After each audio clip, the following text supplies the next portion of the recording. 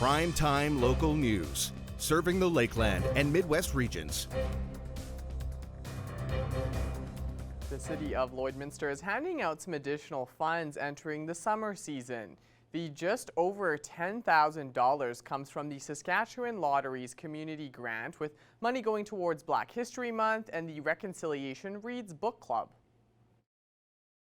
It's certainly an opportunity that we appreciate from the Government of Saskatchewan through lotteries to enhance our community in various fashions. So the grant committee looks at all, as you saw, several different grants, all great worthy organizations and causes, from the Air Cadets right through to the Ski Club and some others.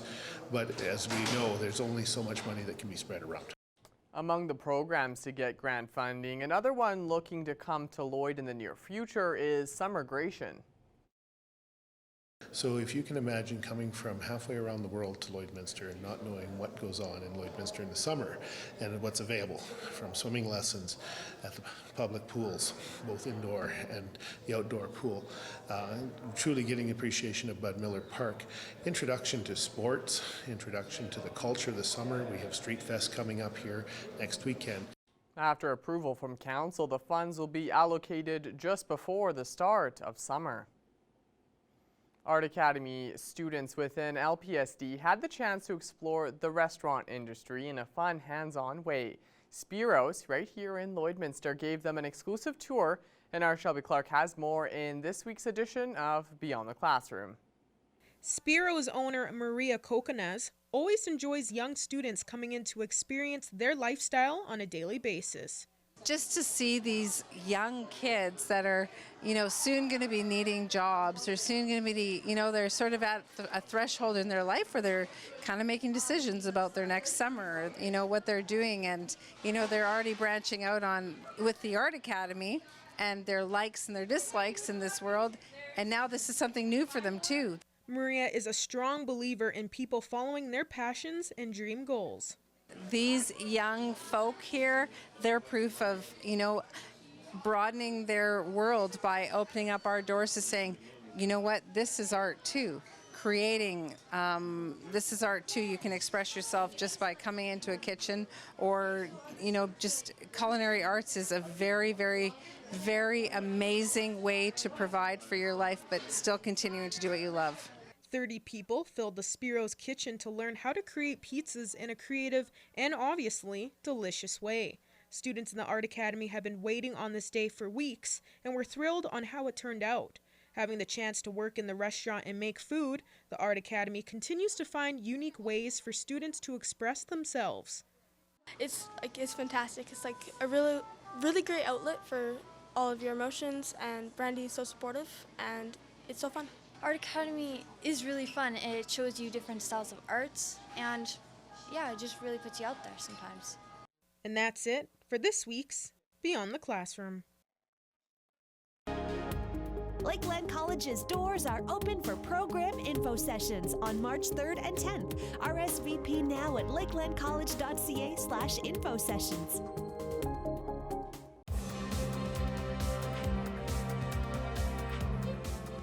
The Lloydminster Bobcats are looking for some new billet families to welcome in team members who don't live here in the border city.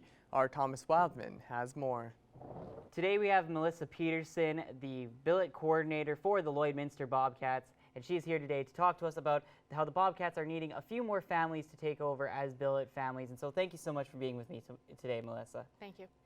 All right, Melissa, so tell me, you all started out as a billet family and were part of the Bobcats organization before. When Nigel came in, you became the coordinator. So tell me a little bit about your first experiences of being a billet family, and then kind of your role now as being the coordinator.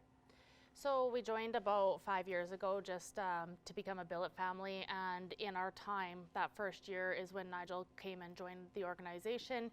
And when Nigel came, he kind of did a reorganization of the shuffling of people and asked me to be his billet coordinator the following year. So that's when I became the billet coordinator after our first year of having a billet.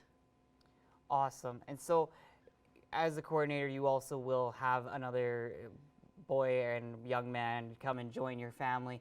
Tell me about the experience and some of the responsibilities you have as a billet family and the benefits it not only gives the player but also gives your family to have a young man, a very passionate young man, join your family for a bit.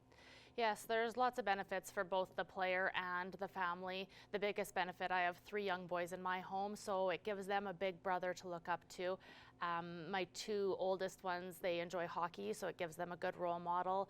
The billets just, they immerse themselves into your family and they become one of your own family members, and they're just great to have around and good role models for your kids. Awesome. And so you're here today because the Bobcats are looking for a few more families. How many are they looking for? And on top of that, what if people are interested? What do they need to know going in, and where can they find out more information if they would like to become a billet family for this upcoming season? So currently we're looking for about 2 to 3 more families. If they're looking to join, they could email me at melissa.peterson@lpsd.ca. I can give them some more information, some of the perks of being a billet family, some of the things that we do. We become a family as an organization. We do fun things together. We hosted at our place pumpkin carving for everybody. We built gingerbread houses, and so it's just a nice way to get to know people and a way to give back to the community and the hockey organization. Awesome. Is there anything else you wanted to mention in terms of the billet families or any other benefits for that for people who are interested?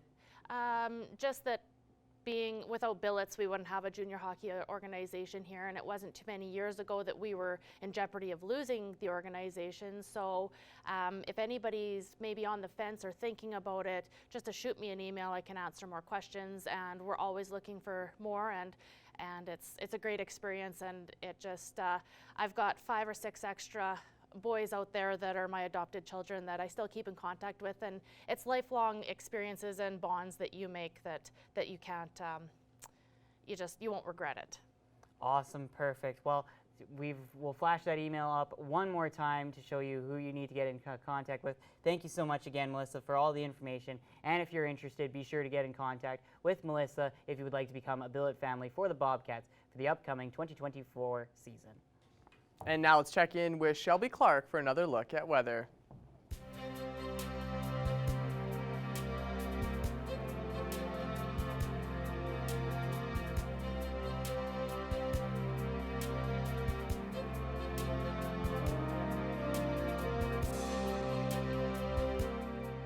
Thanks so much again there, Mr. Jace Mackey. Yes, now taking an extended look at your weather forecast, we'll be starting off with our central zone of the provinces. On Alberta side, we are getting closer to that 30-degree mark. So we have started to warm it up a bit after the past few days this week. Most spots just sitting at 26, 27 degrees on our Alberta side. Then we have that 28 over in Jasper, Edmonton just at 29. So we have a few spots that are just almost hitting that 30-degree mark. But of course, we do have that heat warning in effect in most of these areas as well. So please make sure you are staying safe and drinking lots of water and using that sunscreen. Going over to our Saskatchewan side, they have warmed it up just like what we are seeing on our Alberta side. Most spots are just sitting at 28, so just a couple degrees off from that 30-degree mark. Then 26, 27 for Meadow Lake and North Battleford, as they are just a few degrees underneath, but for the most part, seeing closer to that 30-degree mark as well. Going over to our northern zone now, they have warmed it up quite a bit, a little bit more than what we would expect. Upper Union City, they are looking slightly cooler, just at 19, so they are still sitting at those teens, and then we start to warm it up from there. 26 for Stony Rapids, while it's 27 for Wollaston Lake and South End, and the rest are just sitting at 28, 29. So of course, most of these spots as well have that heat warning in effect. And now as we go back over to Alberta side to check them out in our northern zone, they aren't as looking as warm as what we are seeing in our central area. Grand Prairie is probably matching with us the most, just at 26, but then we start to slightly cool down. We also are seeing 26 in Fort McMurray, and then we are starting to cool down with Peace River at hitting that 23 mark, and the rest are now just hitting 20 degrees. So in our northern zone on our Alberta side, they definitely are looking slightly cooler. Going over to our southern zone now, of course, they have warmed it up as well. They probably are seeing the warmest conditions from what we have been seeing in our central and northern zones. 28 degrees on most of these spots with Banff, Calgary, and Lethbridge. And then we have 29 in both Medicine Hat and Coronation. So we have that heat warning in effect in most of these spots, and they definitely are getting closer to that 30-degree mark. Going over to our Saskatchewan side, they have been continuously seeing, 30 plus temperatures in some of these areas in our southern zone on our Saskatchewan side. And it seems that they are continuing that track as we go on through the week. Some of these spots have cooled down, like Swift Current, now at 19. So they have drastically switched up from what they have been seeing for the past few days. Now we are seeing 27 in Kindersley, 29 in Regina, and the rest are now just hitting that 30-degree mark with Moose Jaw and Yorkton and Estevan at 32. So some serious scorchers. Please make sure you are staying safe and trying to go inside when needed. Outdoor activities, may we have to just cool down on that for a bit today. And now looking at some overnight evening lows in these spots on this list in our surrounding area. We are going to be seeing those double digits for tonight. So a low of 11 for Meadow Lake expected, a low of 12 for Bonnyville, and then it's going to be a low of 13 in Paradise Hill and a low of 14-15 for Provost and Isle La Crosse. So all of these areas will be expecting those double digits. We are expecting a warm evening tonight for sure, as we are moving back into those double digits and even reaching those mid-teen temperatures. So please make sure you are using that AC if you have it and drinking lots of water. No outdoor activities as much as you can for tonight, because we are expecting a hot evening and not a high chance of precipitation, which I think we are kind of hoping to get. Looking at our hourly forecast for our Thursday here in the Border City, we will be starting off quite warm already at that 20-degree mark at 8 a.m. Throughout the day for our daytime high, we will be hitting around 27, 28, so almost hitting that 30-degree mark. So we are expecting another scorcher for tomorrow, and that heat warning will continue on. So please make sure to be drinking that water, because as we go past our Thursday into Friday, 28 degrees once again, and then we will be hitting Saturday with that 28 as well, almost hitting that 30-degree mark and expecting a warm evening. And as we head into next week, we will be slightly cooling down, but the best part, hopefully getting a lot more precipitation as we head into next week. So let's all hope we get that rainfall. And that's all I have for now. RJ's Mackie will have our news coming up after the break.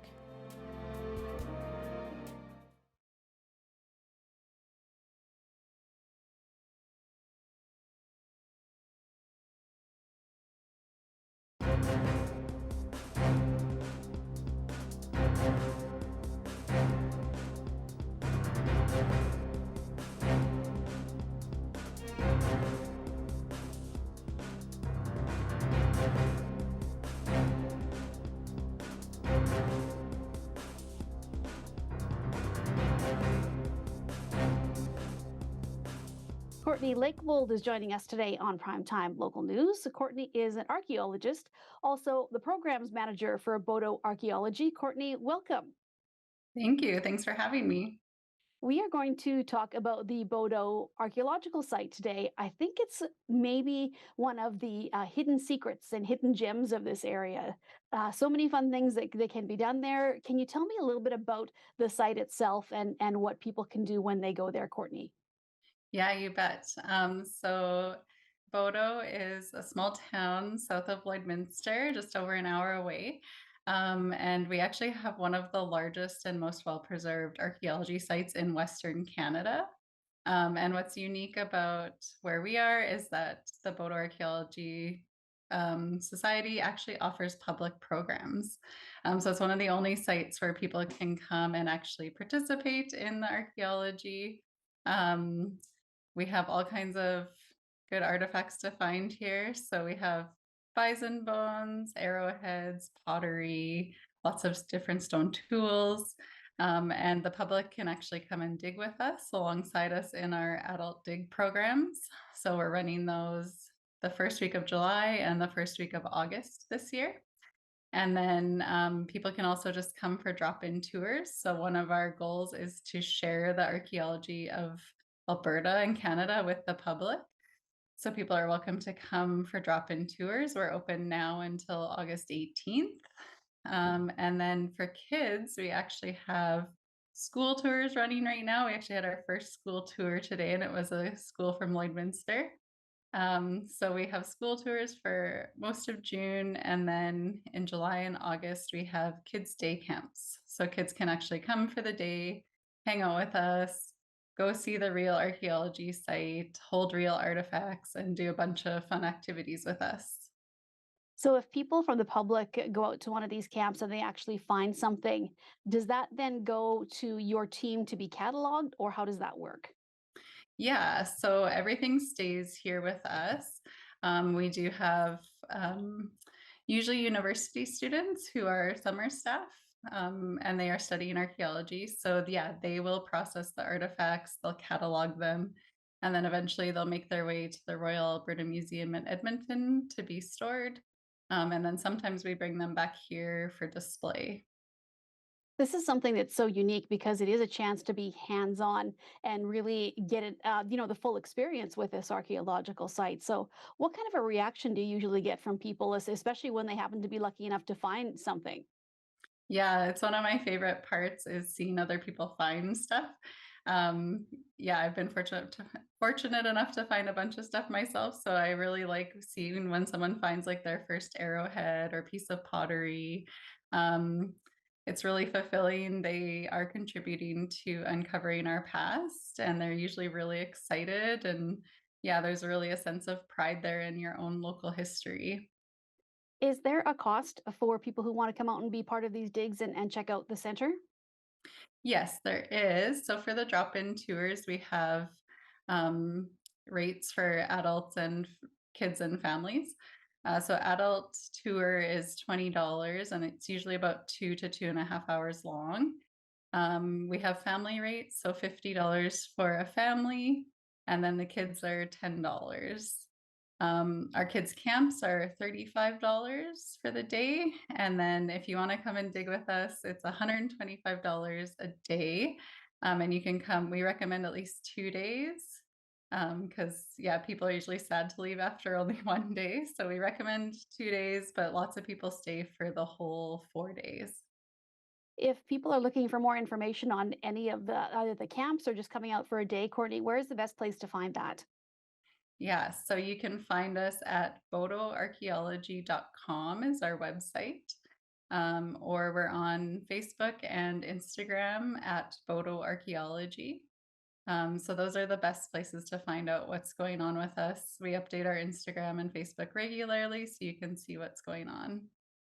Okay, well, thank you so much for joining me today. I appreciate it. And sounds like it's going to be an exciting summer for you guys. So, again, just anybody who wants to head out just south of Lloydminster, check out the site. And sounds like it is something that is really fun for the whole family.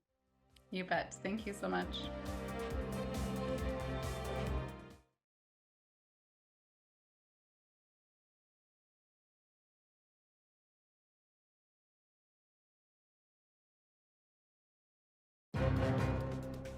Furniture set and design supplied by Furniture Gallery, downtown Lloydminster.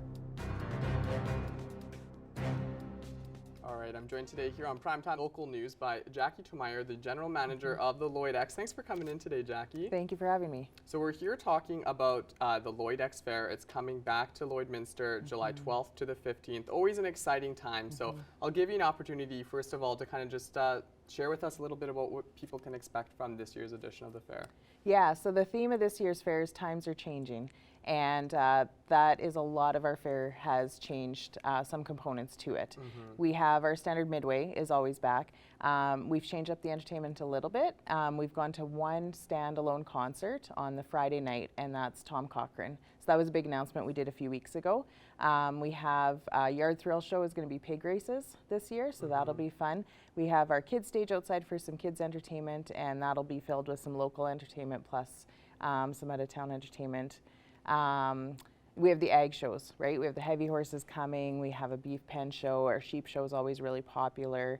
So a lot of those things are the same, with a few new classes or a few little twists on them. We really challenged our committees to come up with something new for their show so that when people come, they're like, hey, we haven't seen that before.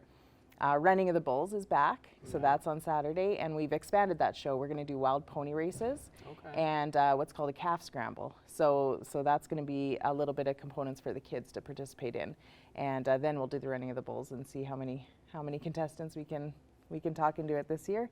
And yeah, we're gonna just have a ton of fun over 4 days and lots of entertainment, and it'll be a good time. Keeping the classics and then just kind of making some tweaks to make things fresh, it seems like. The local storefront, that's something I've also seen that's going to be taking place this year. Something a little new. Can you talk us through what that's Yeah, going we wanted to create a space where local, regional products could be displayed. You know, we get anywhere from 35 to 40,000 people through our fair, so what better place than to highlight all of the great things we have in our region. So we're going to have a bit bit of a store there where people can bring their wares, and they don't necessarily have to man it. They can certainly be there to promote their products, but we'll take care of selling the products for them, so they don't have to commit to the 4 days, right? We just want to highlight some of our great products that we have in our region because we have really great entrepreneurs here. And that'll be in our Country Lane area where the petting zoo and some ag activities for the kids are. And yeah, that's going to be great. We have a birds of prey show coming, so we have live raptors and owls and that sort of thing that people can get up close. Our Create It competition, so anyone that is crafty and sewing, painting, baking, your own Heather Clagus always enters her brownies. So we have that competition as well. So in the lounge we have a hypnotist. For gate admission, it's a pretty good deal for all of the entertainment and all of the things you can see and do at the fair. It definitely seems like there's a nice wide variety, something for people of all ages. Now, you mentioned the concert, Tom Cochrane coming on that Friday night, that one big concert. Do you want to talk a little bit about the decision to go for just one big concert, and then maybe talk a little bit about how ticketing for that will work? Yeah, we hear every year that why can't you bring in the big acts? Why can't you bring in the big acts? So we decided to, we only have so much budget money to go around, so we decided to pool our budget, our entertainment budget, and see if bringing one big act would be, if people would like that. So again, we're just trying something new. We might go back to 4 grandstand shows next year, I don't know, but Tom Cochrane tickets are selling really, really well. So I predict a sold out show, and next year maybe we'll bring somebody else in or bigger, we'll just see how it plays out. But the board of the exhibition really wanted to try this and see what would happen. And then when we bring it inside, we don't have any weather issues. We're going to be able to have our concert at the same time as our fair is the NACC, the North American Chuck Wagon Championships. So we kind of also just wanted to stay away from the track and not put any concerts out there and really let them highlight their event. Logistically to bring the stage in and out of the track surfacing and that sort of thing. We just wanted to let them highlight their Chuck Wagon and support them on that. So yeah, we're going to try it for 1 year and see what the feedback is and see how it goes. And I was going to ask about the NACC as well, because it's pretty recent that it's been going on at the same time, or that it's even been happening in general, but happening here in Lloyd during the fair. So talk about that partnership, because it really seems like it's the best of both worlds in a way. Yeah, and this year we really heard the feedback last year. So this year, your NACC ticket after 5 p.m. will get you through the fair gates at no charge. Okay. So then you can just go to the wagons. We really heard from our Chuck Wagon fans, and we made adjustments that way. So yeah, we're super happy to just support that event as much as we can. And the wagon fans, they're diehard fans, and they have a lot of passion for it. So let's fill the grandstand for last year's dash at the NACC was the most amazing dash I've ever seen. They were nose to nose. So I predict that as well. There's going to be a ton of great drivers here for that 10 days. Yeah, it's going to be, you don't want to miss any of those races. And something else that I think people won't want to miss is the parade. It's back again this year. The route's slightly different though, just because of construction in the core here. Yeah, because they're doing, that great downtown project. So they had to alter the route a little bit. But yes, the parade last year, I think we had anywhere from 70 to 80 floats, and we're hoping to get at least that many or more. So yeah, parade entries are open on our website, so get your float in, and it's going to be great. Another big change to the fair is we're gonna position the fair at the front of the buildings now on the pavement. So it's not going to be in the Midway parking lot, is what we used to call it. So that'll be parking now, so we're going to wrap our building with the fair. That'll be interesting. Yeah, so we're hoping that if it happens to rain, knock on wood it doesn't, but if it rains, it'll dry out quicker and it won't kind of get muddy. So, yeah, we think it's going to be a good move. Yeah, it's exciting. I know every year people are excited for the fair, but it seems like there's a lot of change. So hopefully all of those tweaks, people are excited with them. You were telling me also next week, I think Wednesday, there's going to be a job fair as well. Do you want to plug that a little bit? Yeah, Wednesday from 5 to 7, we're going to have a job fair. So you just have to come down, fill out the application. You can highlight kind of what you want to do, whether ticket scanning, ticket taking, selling, janitorial, all those things. So yeah, we encourage anyone who's got some time in the summer to come work a shift at the fair or two, and it's pretty fun 4 days. Ticket sales, we're going to do a pre-sale admission down at the mall. The mall's going to be generous and let us sell our tickets down there. So that will be at a bit of a discount. So if you want to have a little bit of savings, you know, head down to the mall June 28th. Those tickets go on sale. And you get your pre-admission tickets, and you can save a little bit of money. All right, mark that on your calendars. Jackie, thank you so much for coming in to talk with us today. Very excited for the fair as always, and it's always great to talk with you. Thanks, Jace. Ending off with another quick look at your 7-day forecast. We will be seeing some scorchers ahead, 28 tomorrow and Friday and Saturday. So be prepared. We have some sunny days ahead, very warm. We're going to have that heat warning continue on. Make sure to drink lots of water, use that sunscreen, and go inside when needed. And then past that, as we end off the weekend into next week, we have high chances of some precipitation. Still quite warm temperatures Sunday and Monday. And then we will be cooling down next Tuesday and next Wednesday. Fabulous. Thank you so much, Shelby. Looks like you should take an umbrella out maybe for some shade and then just keep it for that rain. See how the weather goes though in the next couple of days. Thanks for that. And thank you for joining us here on Primetime Local News. Have a great night, and we'll see you back here again tomorrow.